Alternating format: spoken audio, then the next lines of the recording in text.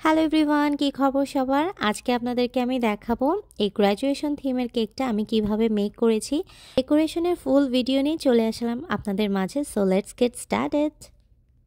ডেকোরেশনের শুরুতে আমি ডাইনিং টেবিল আর বোর্ডটা নিয়ে নিলাম। আর আমি আজকে যে কেকটা বানাবো সেটা চকলেট ফ্লেভারের হবে। 5টা স্লাইস হয়েছে কেকে। তো এখন চলুন শুরু করা যাক ডেকোরেশনটা। প্রথমে বোর্ডের মধ্যে আমি একটু ভালো করে ক্রিম স্প্রেড করে নিয়েছি, যেহেতু কেকটা একটু হাইটের হবে। তো একটু ভালো করে ক্রিমটাকে স্প্রেড করে দিতে হবে যাতে কোনোভাবে কেকটা না নড়ে যায়। ফার্স্ট লেয়ারটা আমি এখানে দিয়ে দিলাম, আর তারপরে দিয়ে দিব সুগার সিরাপ তারপরে কেকটা অনেক বেশি ময়েস্ট আর সফট থাকবে। চকলেট কেকের জন্য আমি এখানে চকলেট ক্রিমও বানিয়ে নিয়েছি। আর আপনারা যদি পাইপিং ব্যাগের সাহায্যে ক্রিম স্প্রেড করে থাকেন তাহলে কিন্তু প্রত্যেকটা জায়গায় সম পরিমাণ ক্রিম ভালো করে স্প্রেড হয়ে যাবে। তারপরে স্প্যাচুলার সাহায্যে ভালো করে ক্রিমটাকে একটু স্প্রেড করে দিচ্ছি। তারপরে দিয়ে দিব কি আমি এখানে চকলেট গানাশ।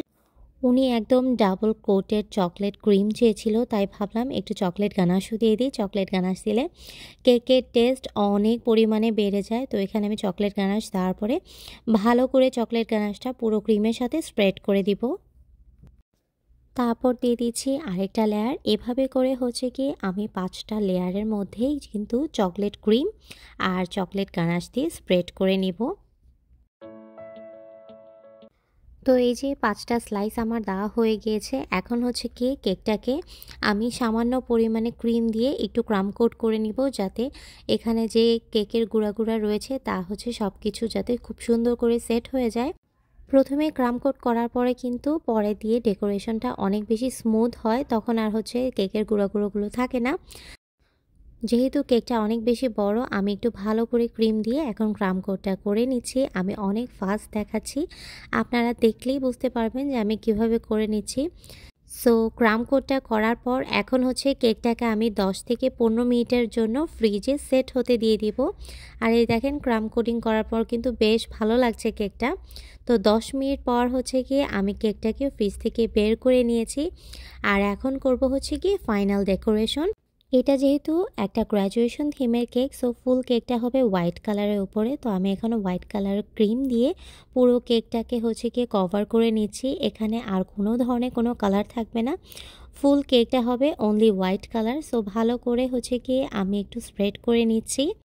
স্প্যাচুলার সাহায্যে ভালো করে আমি একটা ফিনিশিং দিয়ে নিয়েছি। আর এই তো এটা গিয়ে একদম সাদা কালারের ফিনিশিংটা দেখে কিন্তু অনেক বেশি ভালো লাগছে। এখন করব কি আমি ফাইনাল যে ডেকোরেশনটা। আমি অনেক কিছু এখানে অর্ডার করেছি অ্যামাজন থেকে। এই যে এগুলো ছোট ছোট টপার, যেহেতু এটা হবে গ্র্যাজুয়েশন থিমের একটা কেক। তো আমি সবগুলো টপার আমি অ্যামাজন থেকে আগে অর্ডার করে নিয়েছি। এখানে আমি বল অর্ডার করেছি গোল্ডেন কালার, হোয়াইট কালার আর ব্ল্যাক কালারের মধ্যে। আর একটা গিয়ে ক্যাপ নিয়েছি, এটাও আমি অ্যামাজন থেকে অর্ডার করে নিয়েছি। কেকের অর্ডার পাওয়ার সাথে সাথে সব কিছু আমি অ্যামাজন থেকে অর্ডার করে নিয়েছি। তো এখন ক্যাপটাকে আগে উপরে সেট করব, দেন গিয়ে একে একে ডেকোরেশনটা স্টার্ট করব। আমি যে বলগুলি অর্ডার করেছিলাম সেই বলগুলি দিয়ে এখন আমি ফাইনাল ডেকোরেশন করে নেব। যিনি আমার কাছে কেকটা অর্ডার করেছে তিনি গিয়ে এরকম টাইপের ডেকোরেশন চাচ্ছিল। তো আমি ওভাবে গিয়ে কেকটাকে একটু বলকে এদিক ওদিক লাগিয়ে গিয়ে ডেকোরেশনটা করে নিচ্ছি। এটা যেহেতু একদম হোয়াইট থিমের একটা কেক, তো অনেক কেয়ারফুলি সাহায্যে কি এই ডেকোরেশনটা আমি করছি, কারণ কোনোভাবেই যাতে এটা নষ্ট না হয়ে যায়, এটা অনেক কেয়ারফুলি করতে হবে। প্রথমে কিন্তু বোঝা যাচ্ছিল না যে কেকটা এতটা সুন্দর হবে যখন আমি এই বলের টপারগুলো দিচ্ছিলাম। তারপরেই কিন্তু দেখেন অনেক বেশি সুন্দর লাগছে। এখানে ক্যামেরার সামনে আমি রাতুলকে দাঁড়া করাইছিলাম, ওকে বলছিলাম যে দেখো তুমি কোথা থেকে দেখলে ভালো লাগবে। আর এখানে গিয়ে আমি যে ছোট ছোট টপারগুলো অর্ডার করেছিলাম, একটাতে ছিল 2024 আর একটাতে ছিল সেম কালারের ক্যাপটা। সো আমি এখানে ক্যাপটা দিয়ে দিচ্ছি। আর ক্যাপটা বলছিলাম যে রাতুলকে ডান দিকে দিলে ভালো হবে না বাম দিকে। তো আমি গিয়ে বাম দিকে দিয়েছি। আর এখানে একটা গিয়ে সার্টিফিকেট যেরকম থাকে ওরকম আমি একটা পেপার দিয়ে হচ্ছে একটু রাউন্ড করে নিয়ে আর একটা বউর মতো আটকে দিয়েছি। এটা এখন হচ্ছে কি ঠিক ক্যাপটার উপরে দিয়ে দিব। সো আমি অনেক বেশি কেয়ারফুলিভাবে এটাকে দিচ্ছিলাম, কারণ যেহেতু এটা একটা হোয়াইট থিমের কেক, যে কোনোভাবে যদি একটু হাত লেগে যায় তাহলে কিন্তু একটু নষ্ট হয়ে যাবে কেকটা। অনেক সাবধানতার সাথে এটা আমি করছি। আর সবার লাস্টে হচ্ছে কি আমি এই গোল্ডেন কালারের স্প্রিংকলারগুলো দিয়ে দিব। কাস্টমার আপুটা যে কেকের ছবি আমাকে দেখিয়েছিল ওখানে কিন্তু এরকম স্প্রিংকলার ছিল, হোয়াইট কালার, গোল্ডেন কালার আর ব্ল্যাক কালারের মধ্যে। তো আমার কাছে গোল্ডেন কালার আর হচ্ছে কি হোয়াইট কালার স্প্রিংকলারই রয়েছে। তো আমি দুইটা কালার দিয়ে উপরে একটু ভালো করে একটু ছড়িয়ে ছিটিয়ে দিচ্ছি। আর দেখেন গোল্ডেন কালারে এই বলগুলো দেওয়ার কারণে কেকটা কিন্তু অনেক বেশি সুন্দর লাগছে, এটার লুকটাই একদম চেঞ্জ হয়ে গিয়েছে। তো আমি এখন ঘুরিয়ে ঘুরিয়ে হচ্ছে কি স্প্রিংকলারগুলো দিয়ে দিচ্ছি। স্প্রিংকলারগুলো দেওয়ার পরেও কিন্তু অনেক বেশি সুন্দর লাগছে কেকটা। এখন দিয়ে দিব হচ্ছে হোয়াইট কালারের স্প্রিংকলার, এগুলো হচ্ছে কি আমি একটু ছড়িয়ে ছিটিয়ে দিব গোল্ডেন কালারের মতো সেমভাবেই।